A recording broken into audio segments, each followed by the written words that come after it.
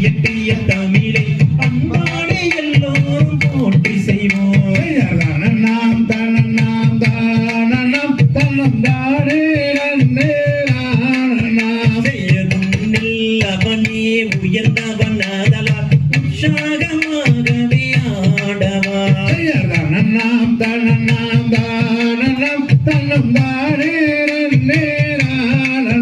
செய்யர் உலகம் சமநிலை பெற வேண்டும். இங்கு உயர்வுதான் நிலை வேண்டும்.